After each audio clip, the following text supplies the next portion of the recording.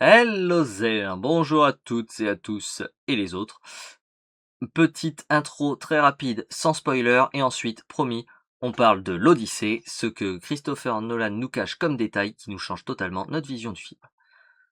Pour commencer, juste les conditions dans lesquelles je l'ai vu, j'essaye de faire vraiment au plus bref.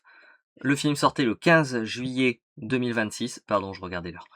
Le 15 juillet, la date. Le 15 juillet 2026, nous sommes allés le voir avec ma compagne le 14 juillet 2026 à 23h55.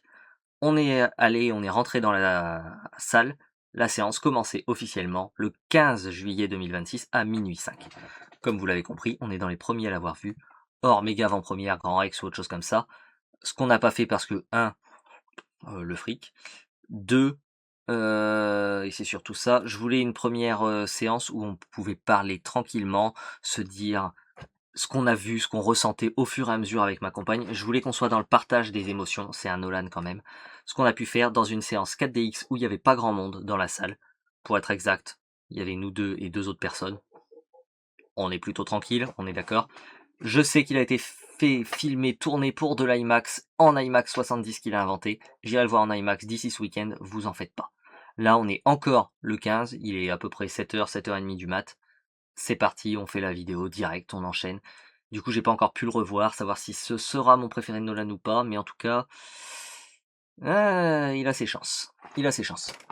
Maintenant, c'est parti. Ce que je vais spoiler, avant de le spoiler, évidemment, je vous rassure. Nolan, voilà. C'est tout ce qu'il y a à savoir. Je vais parler d'un ou deux autres films, mais normalement, la bande-annonce vous suffit à comprendre largement ce que je vais dire. Par contre, je vais parler de Nolan, donc de son film L'Odyssée, mais aussi de tous ses précédents potentiellement. C'est-à-dire que je suis capable d'un seul coup de dire oui, mais vous voyez, ça, c'est un truc qu'il a fait, et en même temps, sa manière de le planquer, c'est un peu comme quand il planque ça dans tel film, et d'un seul coup, je peux vous spoiler totalement l'un de ses films. Donc, n'hésitez pas à voir L'Odyssée, évidemment, puisque je vais vous parler du détail de l'Odyssée, planqué dans l'Odyssée, allez voir l'Odyssée, sinon il va vous être totalement spoilé, mais aussi ses autres films. Parce que je vais peut-être en spoiler certains quand même. Je ne sais pas. Sur ce, si vous avez vu tous les Nolan, vous êtes safe. Si vous les avez pas tous vus, allez voir ceux qui vous manquent quand même, ou ne vous plaignez pas après, ne m'insultez pas dans les commentaires. Oh, tu nous as pas dit. Nolan, c'est ma limite de spoil aujourd'hui. Sur ce, intro courte, moins de 3 minutes, c'est parti. Merci de votre soutien, et on enchaîne tout de suite. Spoiler alert.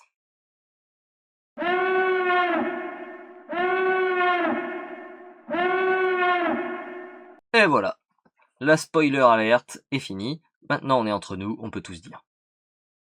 Du coup, le meurtrier, c'était le photographe qu'il avait croisé plus tôt dans les escaliers. Ah, je déconne, j'ai dit qu'on spoilait que Nolan. J'ai pas dit le film, ça compte pas, c'est pas un spoil. Il y a plein de films où on croise des photographes dans les escaliers et c'est pas eux les tueurs. J'en ai au moins 3 en tête déjà. Oh, plus. Bref. Je déconne, allez, on va pas tricher avec nos propres règles. Que du Nolan, on a dit, que du Nolan, c'est parti, sauf deux petites exceptions, mais bande-annonce suffise. Il n'y aura pas de spoil. Il y a des détails qui changent une séquence, et il y a des détails qui changent le film. Je parle en termes de vision. Là, c'est un détail qui change le film. Donc ce sera plus un détail comme Inception que comme Interstellar. Ça vous change pas nécessairement tout le film, mais ça vous change quand même beaucoup de séquences et vous allez toutes les regarder différemment quand vous le saurez. Donc, voilà. Pour ceux ne voyant pas ce que je viens de dire, ne connaissant pas les détails planqués de ces deux films-là, par exemple, ou d'autres films, n'hésitez pas à me les demander en commentaire, je vous le rappelle. Je vous ferai une petite vidéo là-dessus avec grand plaisir. C'est vraiment quelque chose que j'ai adoré, les détails dans les films de Nolan. Oh, c'est de la magie. C'est ce qui fait pour moi de lui un maître et pas juste un artiste, comme beaucoup le seraient. C'est un maître dans ce domaine. Mais bref, on y va, on perd pas de temps. Juste, il y a deux détails qui changent pour moi des visions de séquences et pas du film. Ça aurait pu être ça. Si j'avais rien trouvé, je me serais peut-être rabattu là-dessus en disant si ça se trouve c'est ça. Là j'ai trouvé direct dès le premier visionnage au bout de à peu près 1h30, 2h d'ailleurs. Je vais aller voir la seconde fois pour savoir quand est-ce que c'est que j'ai tilté. On verra. Mais je l'ai vu au premier visionnage. C'est tout ce qui compte pour moi. Bien avant la fin, heureusement. Du coup, j'y reviens. Il y a 2 détails qui changent une séquence uniquement. Je vous les partage, comme ça au moins, on verra si ça vous change votre vision de la séquence. Moi, ça me l'a changé, parce que je le savais déjà. Allons-y. Ça aurait pu être la musique, ce n'est pas le cas. Musique de Ludwig Göransson. Bravo à lui, hein. On rappelle que c'est lui qui nous a fait la musique d'Oppenheimer, avec Nolan par exemple, qui est magnifique. Là, la musique qu'il a fait sur ce film, en fait, c'est une musique avec uniquement des instruments d'époque. Ouais, je vous dis pas le travail dessus. Mais je vous dis pas l'immersion qu'il y a, surtout quand vous savez ça. Vous savez que les sons que vous entendez, c'est potentiellement des sons qu'ils ont pu entendre. Les sons qu'ils entendaient eux à ce moment-là. Potentiellement. Encore une fois, l'état d'esprit n'est pas le même. Ils n'avaient peut-être pas un Nolan pour composer à l'époque et ça donnait pas la même chose. Je sais. Mais voilà, pour moi l'immersion est énorme grâce à ça. J'adore ce détail. Je remercie Nolan et Ludwig Göransson et le génie qui a eu l'idée, ou les génies si c'est une idée commune, j'en sais rien du tout. Mais bravo à eux, c'est magistral. Deuxième détail qui vous change un peu la vision d'une séquence, le Cyclope, il est en animatronique et pas en CGI. Eh ouais, Nolan c'est pas la première fois qu'il nous fait ça, hein. Il nous l'a déjà fait par exemple pour Inception, la pièce qui tourne, le couloir, hein. Ou par exemple pour, je sais pas moi, Tenet, c'est un vrai bâtiment qui a servi au crash d'un vrai avion. Voilà, si vous n'êtes pas au courant, pareil, demandez, je vous ferai le top des dingueries de Nolan dans ses films pour le réalisme. C'est pas des détails qui changent la vision du film, c'est le réalisme poussé à l'extrême, selon Nolan. Et ça vous change votre vision du film quand vous le savez quand même, hein. Mais bon, c'est autre chose.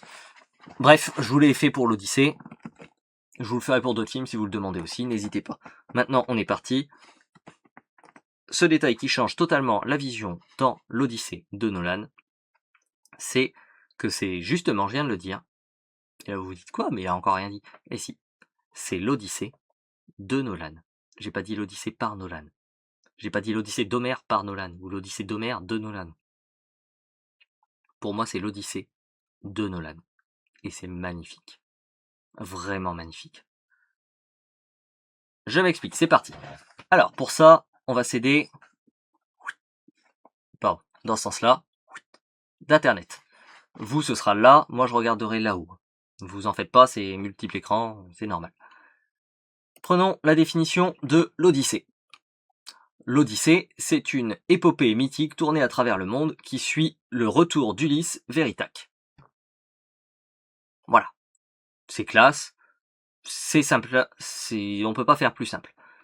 Le seul mot qui est un peu compliqué là-dedans, ça va être épopée, et pour cela, une épopée, c'est un long poème ou récit de style élevé où la légende se mêle à l'histoire pour célébrer un héros ou un grand fait.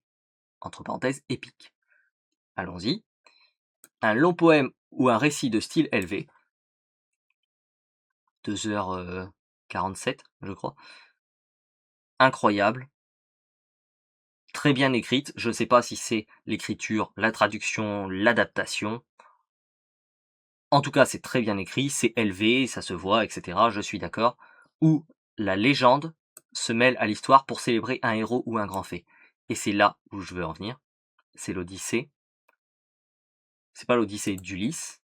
C'est pas l'Odyssée de Homère. C'est l'Odyssée de Nolan. Où il fait un clin d'œil à l'Odyssée d'Homère, du coup. Où il met en scène Ulysse. C'est-à-dire que pour moi, celui qui est mis à l'honneur, le héros et ses grands faits, c'est Nolan et ses œuvres, ses films. Tous ces films sont représentés à travers l'Odyssée. Si vous avez vu l'Odyssée, vous avez déjà vu une partie, voire spoiler, voire compris tous ces films. Je vous surprends, réfléchissez par vous-même 2 secondes. Ça fait 2 secondes, on y va. C'est parti. Il n'a pas fait que ses propres films, il a fait des films qu'il aime bien aussi, des clins d'œil à d'autres films. J'en ai dénombré un certain nombre, on va dire. Je vous en mets 2 qui sont clairs, simples et relativement récents. Il y en a plein d'autres, mais vraiment plein. Enfin plein. Il y en a quelques autres. Allez. Mais on va pas s'attarder là-dessus. Je vous donne 2-3 exemples. Dune. Ouais, le Dune de Villeneuve. On sait qu'il aime bien Denis Villeneuve, qu'ils sont amis, qu'ils ont parlé ensemble. Zendaya. Ouais, déjà c'est la même actrice, on sait, peu importe. Elle apparaît en vision à Timothée Chalamet. Elle apparaît en vision à Matt Damon. Elle est, dans les deux cas, le messie, entre guillemets. Elle sait que c'est l'élu qui doit aider, qui doit réussir, etc. Voilà, il y a un rapport à la religion. On pourrait pousser très loin. Je vais pas le faire. On n'est pas là pour Dune. On n'est pas là pour ça. Mais Dune et Zendaya, retenez-le. Ensuite, on enchaîne. Seul sur Mars. Ouais, Matt Damon, je sais. Vous allez voir, c'est récurrent, vous inquiétez pas. Le rapport au vivre et surtout à l'eau qui est partout dans le film Seul sur Mars et dans Ulysse. Il n'y a pas besoin de le citer autant de fois dans le film. Et il le cite vraiment verbalement. Et c'est lui qui a un problème avec l'eau. Les autres parlent de ration de vivre. Lui cite l'eau très souvent, qui est vraiment un problème qu'on a quand on est dans l'espace, donc Seul sur Mars. Voilà. C'est les deux que je vous donne. Il y en a quelques-uns en pagaille. Je vous laisse les chercher. Il y a du Spider-Man par exemple, hein, Tom Holland, Mysterio, les poutres, les arbres qui bougent. Voilà, ça fait 3 et merde, je vous l'ai dit. On continue. Il y en a plein. Il y en a plein. C'est parti. Je vais m'aider. Je vais mettre juste à côté de moi, donc ici. Ouais, je pointe bien, c'est cool. La liste des films de Nolan. Je vais juste vous mettre l'affiche avec un micro-résumé. C'est parti, on commence. Numéro 1, Following. Following, c'est simple. Dans le concept, je vous passe les détails, hein, je vous donne le concept de ce qu'il a copié. Dans Following, le gars se fait entraîner dans les combines de celui qu'il suit, c'est-à-dire qu'il traque quelqu'un, mais vraiment traquer quoi. Et au bout d'un moment, le type, cambrioleur pro, l'entraîne dans un cambriolage et il se retrouve mêlé à quelque chose qu'il ne voulait pas, qu'il ne voulait que observer. Dans l'Odyssée, il ne veut pas écouter les dieux, mais il demande son chemin à Hadès. Il se retrouve entraîné dans ce qu'il ne voulait pas. À force de ne pas vouloir écouter les dieux, donc ne pas, on s'en fout, Poséidon, la mer, on y va, il se retrouve à demander à Hadès. À pas vouloir être aidé par un dieu, il a demandé de l'aide à un autre. On retrouve ce concept-là de following. Vous dites c'est léger, vous en faites pas, il y a des films, c'est vraiment... C'est plus que des preuves, quoi, merde. Il ne veut pas accepter son sort, que ce soit lui le seul survivant, que tout son équipage meure, qu'il allait perdre des membres là, là et là, mais il s'y résout. Il accepte. Quand on arrive devant Caribe et Scylla, il ne dit rien à ses hommes. Il risque la mutinerie, il leur dit rien, il y en a qui meurent, derrière il y a la mutinerie, il le sait, il a dit vous allez tous mourir. Ben oui, mais je vous le dis, vous allez pas manger, hein, vous êtes sûr. J'essayais juste de vous protéger, vous. De vous. Parce que je me suis résolu au fait que ça allait arriver. Il veut pas accepter son sort. Et au final, il l'accepte. C'est le même concept que de following, où il ne veut que suivre la personne, et au final, il se retrouve impliqué dedans. Là, il ne voulait pas, et il se retrouve impliqué dans cette mutinerie, il se retrouve impliqué sur cette île, et voilà. C'est relativement léger, je vous l'accorde pour ça.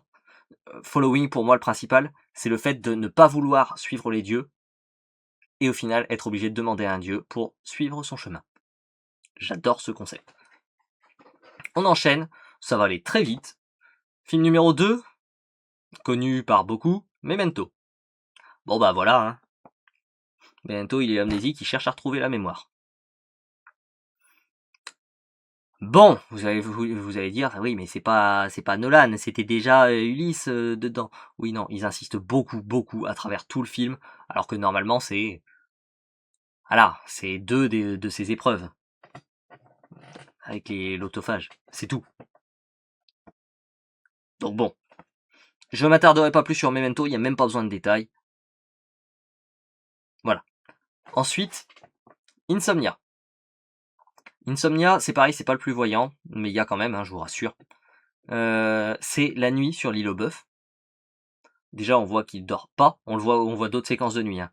mais la nuit sur l'île aux bœufs, on voit qu'il ne dort pas, et c'est lié au second, les coups de téléphone de quelqu'un dans Insomnia. Insomnia, je vous rappelle, il est pas fier de lui, du coup il arrive plus à trouver le sommeil, il reçoit des coups de téléphone dans la nuit de quelqu'un qui veut l'aider, qui sait ce qu'il a fait et qui veut l'aider. Qui sait ce qu'il a fait et qui veut l'aider. C'est très important. Bah, dans la nuit sur l'île aux bœufs, il voit Athéna, qu'il n'avait pas vu depuis longtemps, dans le film encore. Et à ce moment-là, oui, Athéna, je précise, hein, chacun y comprendra ce qu'il veut. Pour moi, c'est pas Athéna. Et ça, c'est une autre histoire. Qui l'a vu lorsqu'elle s'est fait tuer, donc elle sait ce qu'il a fait, entre guillemets, c'est de sa faute qu'il se soit fait tuer, j'y reviens un tout petit peu plus loin. Ils sont tous fait tuer par sa faute, par sa ruse, par sa trahison envers Zeus, et elle lui rappelle cette trahison sans cesse, mais elle essaye de l'aider à retrouver son chemin. Elle lui en veut pas, malgré le meurtre, dans le concept de Insomnia. Tu comprendras qui pourra l'allusion, peu importe. On enchaîne. Film 3, je passe, c'est même pas un film, c'est carrément une saga. C'est la trilogie de Dark Knight. Là, c'est simple, on va même pas chercher très loin. Il y a vraiment le « je suis la vengeance », avec le plan à moitié de dos, une vengeance sans limite, de Matt Damon, dans l'ombre. Il a une armure en noir. Voilà, j'ai même pas besoin d'aller beaucoup plus loin. Hein. Et là, je parle juste de Ulysse. On parlera pas de l'armure d'Agamemnon qui ressemble au dernier plastron de Batman. Hein. Voilà. Donc, Dark Knight, il y est clairement. C'est vraiment le côté vengeance. Et le côté justice aussi, hein, évidemment. Justicier. Je rappelle qu'il veut de la justice pour son Porsche aveugle. Tout comme pour le fils, le personnage joué... Excusez-moi, j'ai pas le nom là tout de suite. Le personnage joué par Robert Pattinson, qui a échangé sa place par fourberie pour pouvoir prétendre au trône d'à côté, pendant que le roi est parti en guerre et que lui ne risque pas sa vie. Voilà. Dark Knight, bon, c'est clair. Vous vous dites oui, mais c'est pas suffisant. Ok. Pour moi, la preuve absolue, mais vraiment absolue.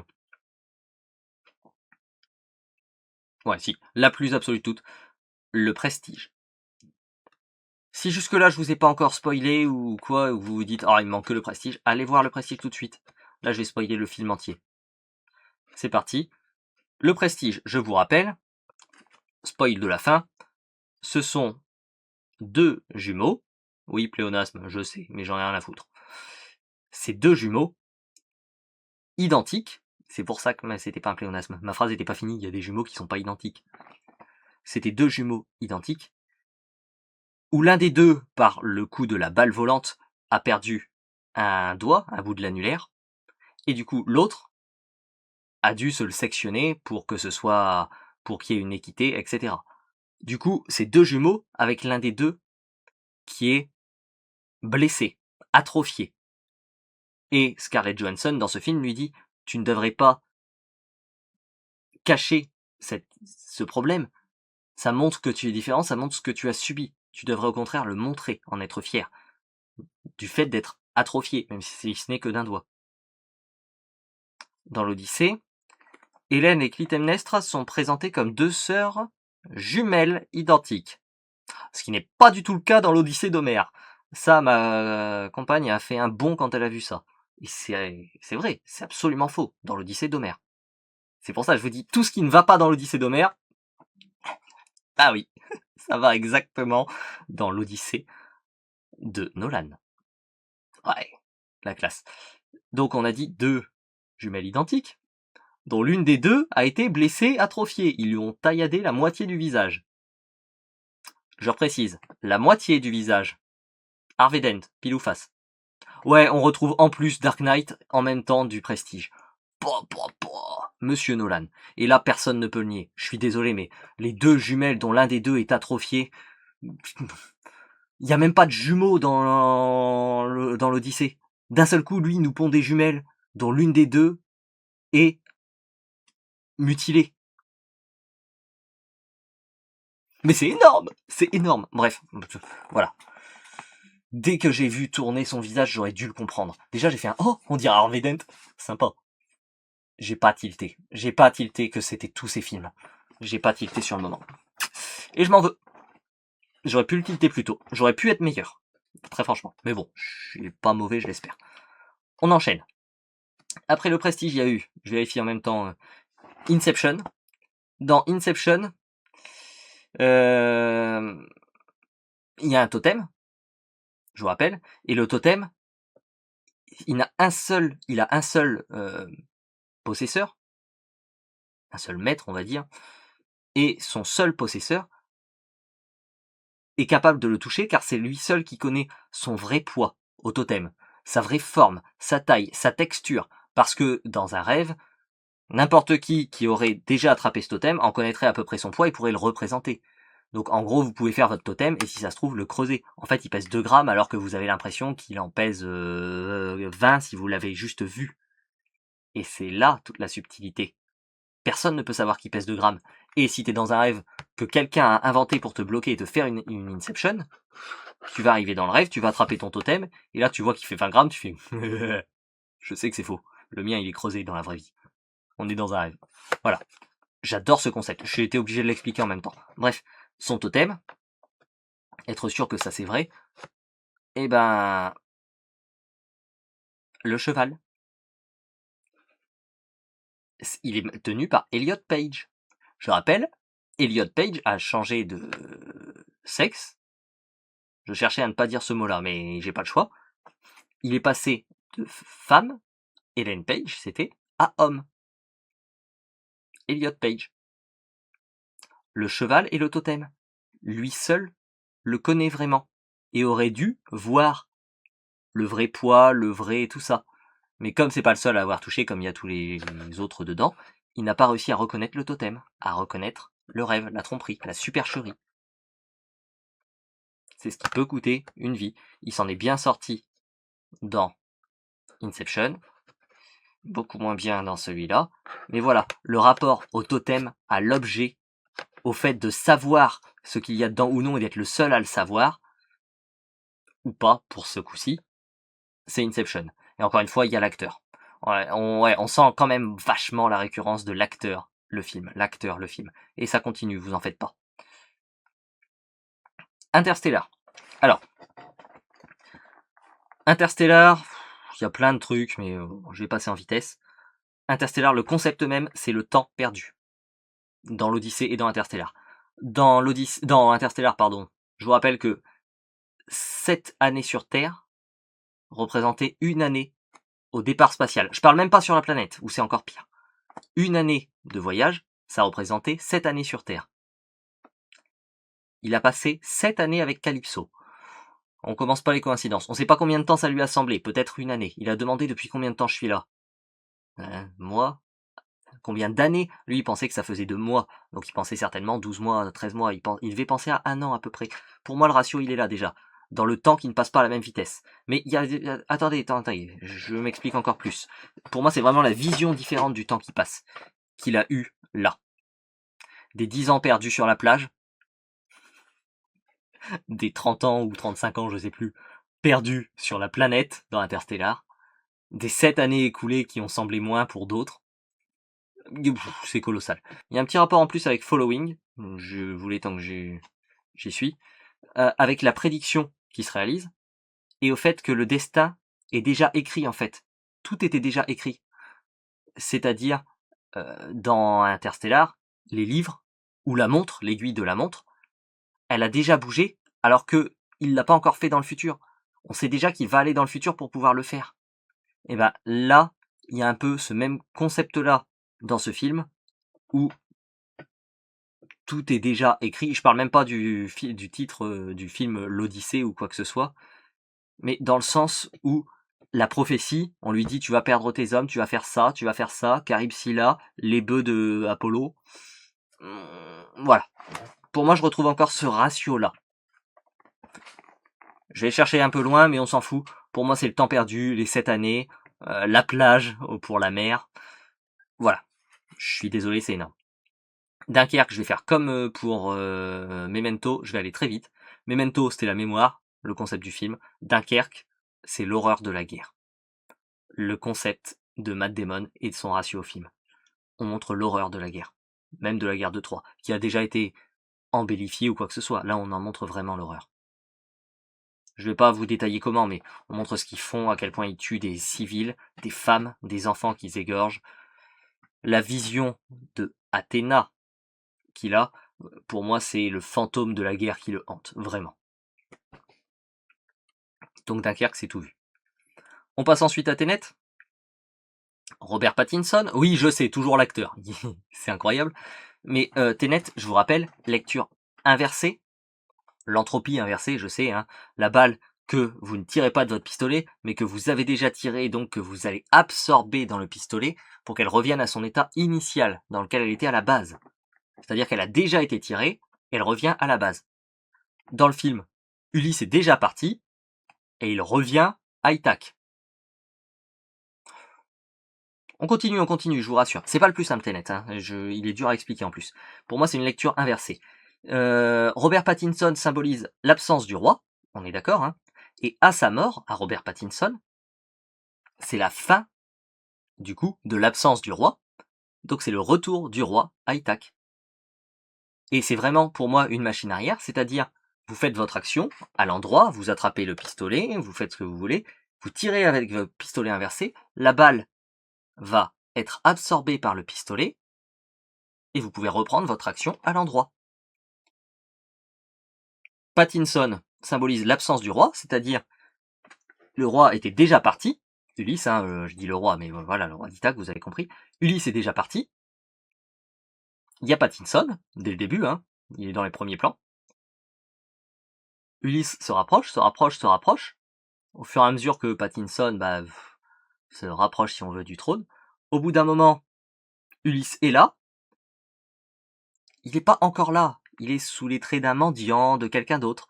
Au moment où il tue Pattinson, tout le monde dans la salle, même les autres prétendants, reconnaissent Ulysse, ils le reconnaissent en tant que roi d'Ithaque, vraiment, et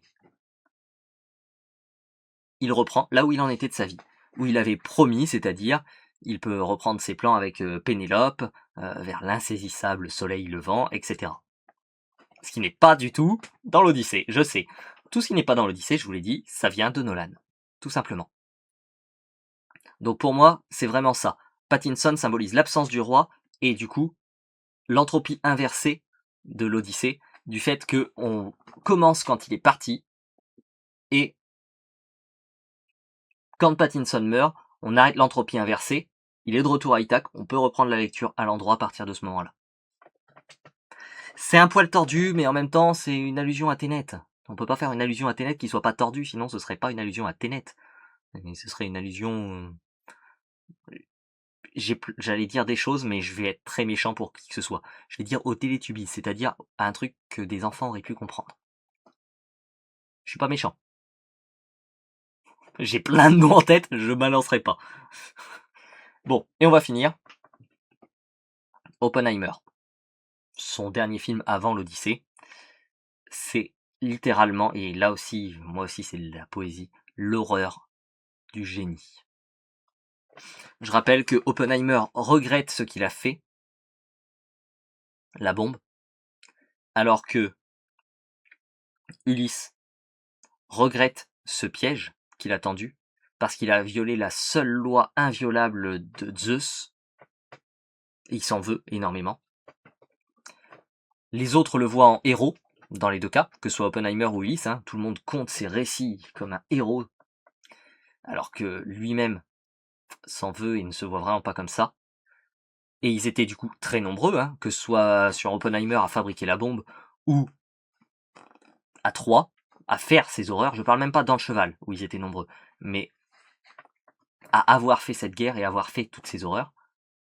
Mais il en porte seul le fardeau. C'est le seul pour qui c'est un fardeau. Les autres sont contents d'avoir vaincu à Troie. On le voit, hein, on voit le...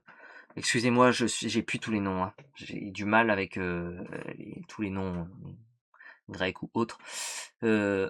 Agamemnon, le frère d'Agamemnon, joué par John Berntal, très bon d'ailleurs.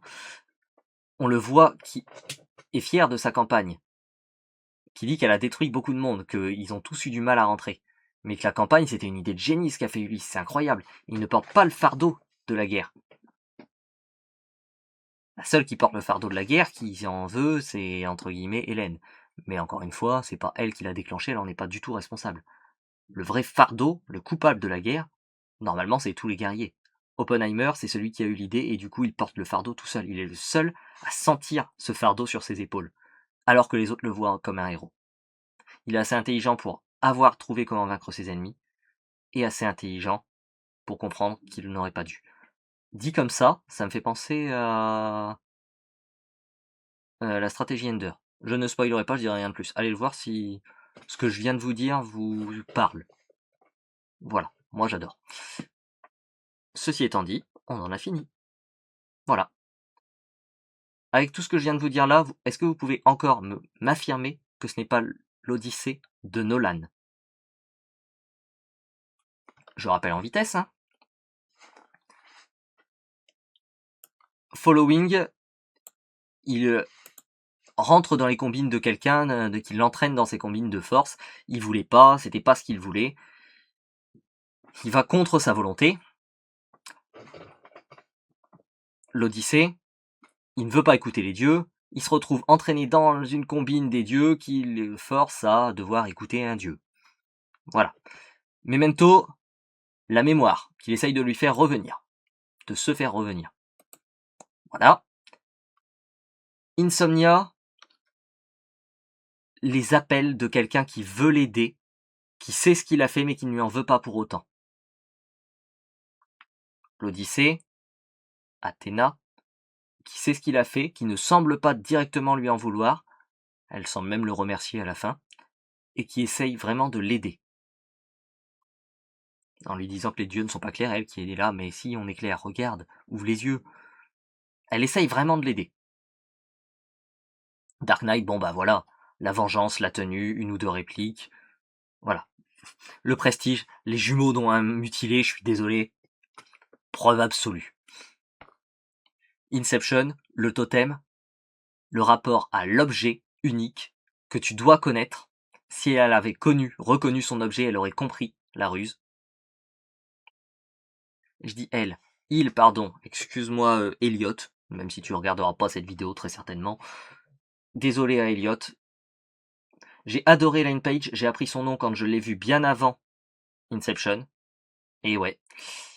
Je me suis dit putain ce nom là je le retiens, ça y servira. Et au final il me sert plus, donc j'ai du mal, je suis resté sur elle. J'ai du mal avec la transition. Elliot Page, qui du coup aurait dû connaître le poids du totem comme Ellen Page l'avait fait. Et ça aurait bien... Si elle avait compris, si elle l'avait reconnu en tapant qu'il était creux, si elle avait... Voilà, bref, tant pis. Ensuite, Dark Knight, Prestige, Inception, Interstellar, Le Temps Perdu, les 7 années, c'est pas une coïncidence, le rapport au temps qui passe plus vite pour certains que pour d'autres, il a pas senti les années passées, d'où le fait qu'il pose sa question et oh, ça fait 7 ans que je suis ici, mais je n'ai même pas senti que ça fait... Alors que de l'autre côté, les années, elles leur semblent très longues, voilà. Dunkerque, l'horreur de la guerre, j'ai même pas besoin de m'étaler, hein. À Dunkerque, on voit vraiment l'horreur de la guerre, plus encore que dans Il faut sauver le soldat Ryan, je pense. Et c'est pas un spoil, je vous rassure. Et dans ce film-là aussi, on voit vraiment l'horreur de la guerre, je trouve. Je suis désolé, mais la séquence dans 3, elle fait mal. Au cœur, mais elle fait mal aussi. Tenet, Pattinson, oh j'ai oublié Dark Knight, Harvey Dent. Tant qu'on y est. Là, on a Clytemnestre. Ils le font, hein, la séquence. Ils ont fait le même que Harvey. Excellent. Oh putain, tu prends Harrison Ford qui fait un sourire et la gueule en même temps. Si vous comprenez pas, recherchez sur internet, c'est un même. Tu prends Harrison Ford pour faire Harvey, vieux. J'adore. Pardon. Aaron Eckhart est excellent, je veux pas lui voler le rôle. On est reparti. Tenet, Robert Pattinson, lecture par entropie inversée. Ulysse est déjà parti, c'est le début du film. À la fin du film, il est à la maison, et on reprend la lecture à partir du moment où il est à la maison, et où ils avaient fait leur plan du premier flashback. C'est-à-dire, ils ont fait leur plan, viens on part au loin, non tu sais bien, je dois partir.